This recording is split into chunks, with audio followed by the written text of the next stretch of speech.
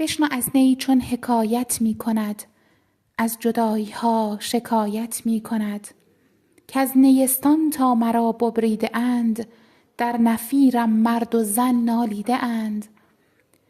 هر کسی کو دور ماند از اصل خویش، باز جوید روزگار وصل خویش.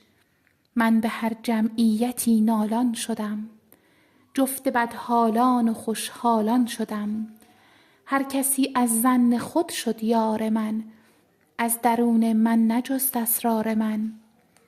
سر من از ناله من دور نیست، لیک چشم و گوش را آن نور نیست.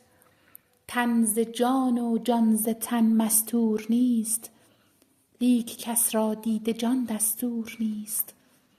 آتش است این بانگ نای و نیست باد، هر که این آتش ندارد نیست باد.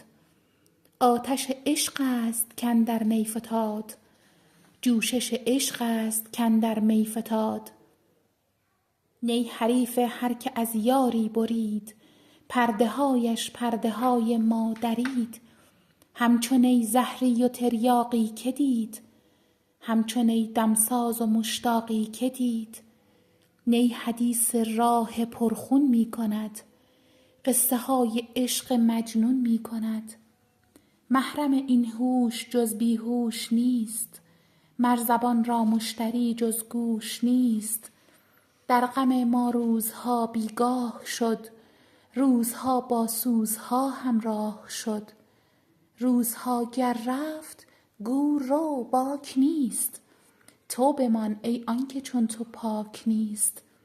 هر که جز ماهی ز آبش سیر شد، هر که بی روزیست روزش دیر شد. در نیابد حال پخته هیچ خام.